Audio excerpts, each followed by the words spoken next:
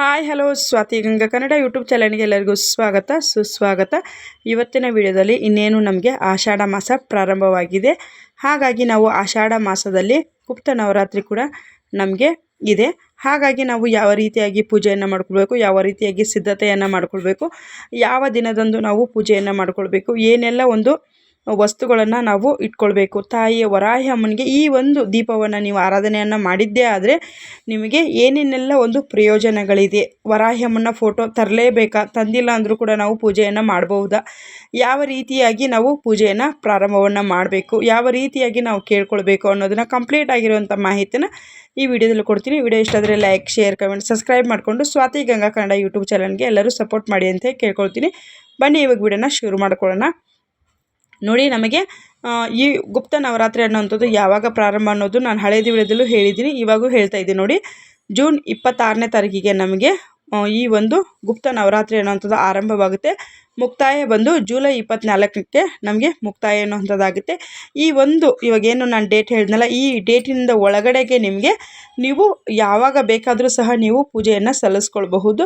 ಪ್ರತಿನಿತ್ಯ ನೀವು 9 ದಿನಗಳ ಕಾಲ ನಾವು ಪೂಜೆಯನ್ನು ಸಲ್ಲಿಸ್ಕೊಳ್ತೀವಿ. ಗುಪ್ತ ನವರಾತ್ರಿಯ ಈ ಒಂದು ವರಾಹಿ ಅಮ್ಮಂದಂತಂದ್ರೂ ಕೂಡ ನಡೆಯುತ್ತೆ. ಇಲ್ಲ ನಮ್ಮ ಕೈಯಲ್ಲಿ ಆ ಥರ ಮಾಡೋದಕ್ಕಾಗೋದಿಲ್ಲ, ನಾವು ಒಂದೇ ದಿನ ಪೂಜೆಯನ್ನು ಮಾಡ್ತೀವಿ ಅಂತಂದರೂ ಕೂಡ ನಡೆಯುತ್ತೆ. ಭಾನುವಾರ ದಿವಸ ಪಂಚಮಿ ಇದೆ, ಆ ದಿನದಂದು ಸಹ ನೀವು ತಾಯಿಯನ್ನು ಆರಾಧನೆಯನ್ನು ಮಾಡ್ಕೊಳ್ಬಹುದು. ತಾಯಿಯನ್ನು ಆರಾಧನೆಯನ್ನು ಮಾಡ್ಕೊಳ್ಳೋದ್ರಿಂದ ಈ ಒಂದು ನಾನೇನು ಇವಾಗ ಹೇಳಕ್ಕೆ ಹೊರಟಿದ್ದೀನಲ್ವ, ಈ ಒಂದು ದೀಪಾರಾಧನೆಯನ್ನು ಮಾಡಿದ್ದೇ ಆದರೆ ನಿಮಗೆ ಯಾವುದೇ ದೀರ್ಘಕಾಲದ ರೋಗ ರುಜಿನಗಳಾಗಿರ್ಬೋದು, ಮಣ್ಣಿನಲ್ಲಿ ಅನಾರೋಗ್ಯದ ಸಮಸ್ಯೆ, ಮನೆಯಲ್ಲಿ ವಿಪರೀತವಾಗಿರುವಂಥ ಸಮಸ್ಯೆಗಳು ನಮಗೆ ಕಾಡ್ತಾ ಇದೆ ಅಂತಂದರೆ ಖಂಡಿತವಾಗ್ಲೂ ಈ ಒಂದು ದೀಪಾರಾಧನೆಯನ್ನು ಮಾಡಿ. ಈ ಒಂದು ದೀಪಾರಾಧನೆಯನ್ನು ಮಾಡೋದಕ್ಕೆ ನಿಮಗೆ ಏನು ಬೇಕು, ಅದಕ್ಕೆ ವರಾಹಿ ಅಮ್ಮನ ಫೋಟೋನೇ ಬೇಕಾ, ಏನು ಬೇಕು ಅನ್ನೋದನ್ನು ಸಹ ನಾನು ತಿಳಿಸ್ಕೊಡ್ತೀನಿ. ನೋಡಿ, ಇವಾಗ ನಿಮಗೆ ವರಾಹಿ ಅಮ್ಮನ ಫೋಟೋ ಇಲ್ಲ ಅಂದ್ರೂ ಸಹ ನಿಮಗೆ ಇಲ್ಲ, ನಾವು ವರಾಹಿ ಅಮ್ಮನ ಫೋಟೋನ ಯಾರೂ ಸಹ ಮನೆಯಲ್ಲೇ ಇಟ್ಕೊಂಡಿರೋದಿಲ್ಲ, ಉಗ್ರ ದೇವತೆ ಆಗಿರೋದ್ರಿಂದ ಹಾಗಾಗಿ ಆ ಫೋಟೋನ ಯಾರೂ ಕೂಡ ಮನೆಯಲ್ಲೇ ಇಟ್ಕೊಂಡಿರೋದಿಲ್ಲ. ಮತ್ತು ನೀವು ಆ ಫೋಟೋ ಇಲ್ಲ ಅಂದರೂ ಕೂಡ ಯಾವ ಒಂದು ಫೋಟೋದ ಮುಂದೆ ನಾವು ಪೂಜೆಯನ್ನು ಮಾಡ್ಕೊಳ್ಬೇಕಂದ್ರೆ, ದುರ್ಗಾ ಪೂಜೆ ಆಗಿರ್ಬೋದು, ಚಾಮುಂಡೇಶ್ವರಿ ಫೋಟೋ ನಿಮ್ಮ ಮನೇಲಿ ಇತ್ತು ಅಂತಂದರೆ ಆ ಒಂದು ಫೋಟೋದ ಮುಂದೆ ಕೂಡ ಈ ಒಂದು ದೀಪಾರಾಧನೆ ನೀವು ಮಾಡ್ಕೋಬೋದು. ಇಲ್ಲೇ ಇಲ್ಲ ನಮ್ಮ ಮನೇಲಿ ಅಂತಂದರೆ ವರಾಹಿ ಅಮ್ಮನನ್ನು ನೀವು ಮನಸಾರೆ ಸ್ಮರಿಸಿ, ವರಾಹಿ ಅಮ್ಮನ್ನೇ ಇವಾಗ ನಾನು ಹೇಳ್ತಾ ಇದ್ದೀನಲ್ವ, ಈ ದೀಪದಲ್ಲಿ ಆವಾಹನೆಯನ್ನು ಮಾಡಿ ತಾಯಿಯ ವರಾಹಿ ಅಮ್ಮನವರ ಒಂದು ಅಷ್ಟೋತ್ತರ ಆಗಿರಬಹುದು, ಶತನಾಮಾವಳಿಗಳು ಆಗಿರಬಹುದು, ತಾಯಿಯ 12 ನಾಮಗಳನ್ನು ನಾನು ನೆಕ್ಸ್ಟ್ ವಿಡಿಯೋದಲ್ಲಿ ನಿಮಗೆ ತಿಳಿಸ್ಕೊಡ್ತೀನಿ. ತಾಯಿಯ 12 ನಾಮಗಳನ್ನು ಹೇಳ್ಕೊಂಡು ಈ ಒಂದು ದೀಪಾರಾಧನೆಯನ್ನು ಮಾಡಿದ್ದೇ ಆದರೆ ನಿಮಗೆ ಎಂಥದ್ದೇ ಒಂದು ಸಮಸ್ಯೆ ಇದ್ರೂ ಕೂಡ ಅದು ಬಗೆಹರುತ್ತೆ. ಮತ್ತು ನಿಮ್ಮ ಮನೆಯಲ್ಲಿ ಆರ್ಥಿಕ ಸಮಸ್ಯೆ ಅನ್ನುವಂಥದ್ದು ಅಭಿವೃದ್ಧಿ ಆಗುತ್ತೆ, ಅನಾರೋಗ್ಯದ ಸಮಸ್ಯೆ ಅನ್ನುವಂಥದ್ದು ದೂರ ಆಗುತ್ತೆ, ಮನೆಯಲ್ಲಿ ಪಾಸಿಟಿವ್ ವೈಬ್ಸ್ ಅನ್ನುವಂಥದ್ದು ಬರುತ್ತೆ, ನಿಮಗೆ ತಾಯಿಯ ಆಶೀರ್ವಾದ ಅನ್ನುವಂಥದ್ದು ಸಿಗುತ್ತೆ, ತಾಯಿಯ ಶ್ರೀರಕ್ಷಣೆ ನಿಮ್ಮ ಮನೆಗೆ ಆಗುತ್ತೆ ಅನ್ನೋದನ್ನು ತಿಳಿಸ್ಕೊಡ್ತೀನಿ. ಈ ಒಂದು ದೀಪಾರಾಧನೆಯನ್ನು ಮಾಡೋದಕ್ಕೆ ನಿಮಗೆ ವರಾಹಿ ಅಮ್ಮನ ಫೋಟೋ ಕೂಡ ನೀವು ತೆಗೆದುಕೊಂಡು ಬಂದು ನೀವು ಪೂಜೆಯನ್ನು ಸಲ್ಲಿಸಬಹುದು. ಇಲ್ಲ ವಿಗ್ರಹ ಇದ್ದರೆ ವಿಗ್ರಹ ಸಹ ನಿಮಗೆ ಇಷ್ಟ ಇದೆ, ನಾವು ವರಾಹಿ ಅಮ್ಮನ ಆರಾಧನೆಯನ್ನು ಮಾಡಬೇಕಂತಂದರೆ ಆ ಫೋಟೋ ನೀವು ಪೂಜೆ ಮುಗಿದ್ಮೇಲೆ ಏನು ಅಲ್ಲಿಡಬೇಕು ಇಲ್ಲಿಡಬೇಕು ಅನ್ನೋವಂಥದ್ದು ಏನೂ ಇರೋದಿಲ್ಲ. ಆದರೆ ಕೆಲವೊಬ್ಬರು ದೇವರ ಮನೇಲಿ ಇಟ್ಕೊಳ್ತಾರೆ, ಇಲ್ಲ ಕೆಲವೊಬ್ಬರು ಭಯ ಬೀಳ್ತಾರೆ.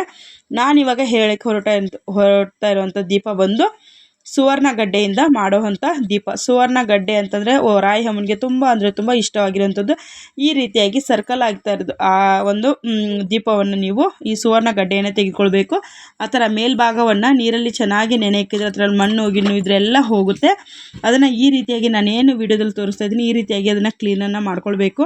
ಕ್ಲೀನ್ ಮಾಡಿಕೊಂಡು ಸೆಂಟ್ರಲ್ಲಿ ಸ್ವಲ್ಪ ಚಾಕುವಿಂದ ಎಣ್ಣೆ ಹಿಡಿಯೋ ರೀತಿಯಲ್ಲಿ 1-2 ಸ್ಪೂನ್ ಎಣ್ಣೆ ಹಿಡಿಯೋ ರೀತಿಯಲ್ಲಿ ಅದನ್ನು ಕಟ್ ಮಾಡ್ಕೊಳ್ಬೇಕು. ಅದಕ್ಕೆ ಅರಿಶಿನ, ನೋಡಿ ಇಲ್ಲಿ ನಾನು ತೋರಿಸ್ತಾ ಇದ್ದೀನಿ, ಅರಿಶಿನವನ್ನು ಬಳಿದು ಅದಕ್ಕೆ ಕುಂಕುಮದ ಅಲಂಕಾರವನ್ನು ಮಾಡ್ಕೊಳ್ಬೇಕು. ಎಳ್ಳೆಣ್ಣೆ ಅಥವಾ ತುಪ್ಪ ಹಾಕೋದು ತುಂಬ ಅಂದರೆ ತುಂಬ ಶ್ರೇಷ್ಠ. ಈ ರೀತಿಯಾಗಿ ಅದನ್ನು ಮಾಡಿಕೊಂಡು ನೋಡಿ ಇಲ್ಲಿ ನಾನು ತೋರಿಸ್ತಾ ಇದ್ದೀನಿ ನಿಮಗೆ. ಕೆಳಗಡೆಗೆ ಒಂದು ಪ್ಲೇಟ್ ತೊಗೊಂಡು ಪ್ಲೇಟ್ ಕೆಳಗಡೆಗೆ ರಂಗೋಲಿಯನ್ನು ಹಾಕ್ಕೊಳ್ಬೇಕು. ಅದರ ಮೇಲೆ ಒಂದು ಪ್ಲೇಟನ್ನು ಇಟ್ಟು ಅದಕ್ಕೆ ಒಂದು 3 ಅಳತೆಯ ಅಕ್ಕಿಯನ್ನು ಹಾಕಿ ಅದರ ಮೇಲೆ ವಿಳೆದೆಲೆಯನ್ನು ಇಟ್ಕೊಳ್ಬೇಕು. ವಿಳೆದೆಲೆಯ ಮೇಲೆ ನೀವು ಆ ಅಕ್ಕಿ ಮೇಲೆ ಶ್ರೀಮ್ ಅನ್ನೋವಂಥ ಒಂದು ಬೀಜಾಕ್ಷರಿಯ ಮಂತ್ರವನ್ನು ಬರಿಬೇಕು. ಬರೆದ ನಂತರದಲ್ಲಿ ಈ ಒಂದು ಸುವರ್ಣ ಗಡ್ಡೆಯನ್ನು ಅಕ್ಕಿ ಮೇಲೆ ಇಟ್ಟು ಅದಕ್ಕೆ ತುಪ್ಪ ಅಥವಾ ಎಳ್ಳೆಣ್ಣೆಯನ್ನು ಹಾಕಿ ಕೆಂಪು ಬತ್ತಿಯನ್ನು ಮಾಡ್ಕೊಳ್ಬೇಕು. ನೀವು 3 ಎಳೆಯ ಕೆಂಪು ಬತ್ತಿಯನ್ನು ಮಾಡಿಕೊಂಡು ಬಿಡಿ ಬಿಡಿಯಾಗಿ ಹಚ್ಚಿದ್ರೂ ನಡೆಯುತ್ತೆ, ಇಲ್ಲ 3 ಬತ್ತಿ ಸೇರಿ ಒಂದೇ ದೀಪ ಹಚ್ಚಿದ್ರೂ ಸಹ ನಡೆಯುತ್ತೆ. ಈ ರೀತಿಯಾಗಿ ನೀವು ಅದಕ್ಕೆ ಅಲಂಕಾರವನ್ನು ಮಾಡ್ಕೊಳ್ಬೇಕು. ಅಲಂಕಾರವನ್ನು ಮಾಡಿಕೊಂಡು ಅದಕ್ಕೆ ವರಾಹಿ ಅಮ್ಮನವನ್ನು ಆವಾಹನೆಯನ್ನು ಮಾಡ್ಕೊಳ್ಬೇಕು. ಫಸ್ಟು ಗಣೇಶನಿಗೆ ಒಂದು ವಿಳೆದೆಲೆಯ ಮೇಲೆ ಒಂದು ಅರಿಶಿಣದ ಗಣೇಶನನ್ನು ಮಾಡಿಕೊಂಡು ಗಣೇಶನಿಗೆ ಪ್ರಾರ್ಥನೆಯನ್ನು ಸಲ್ಲಿಸ್ಕೊಂಡು ಮೊದಲಿಗೆ ನಿಮ್ಮ ಸಂಕಲ್ಪ ಪೂಜೆಯನ್ನು ಮಾಡಿಕೊಂಡು ತದನಂತರದಲ್ಲಿ ಈ ಸುವರ್ಣ ಗಂಡಿಗೆ ತಾಯಿ ವರಾಯಮ್ಮನನ್ನು ಆವಾಹನೆಯನ್ನು ಮಾಡಬೇಕು.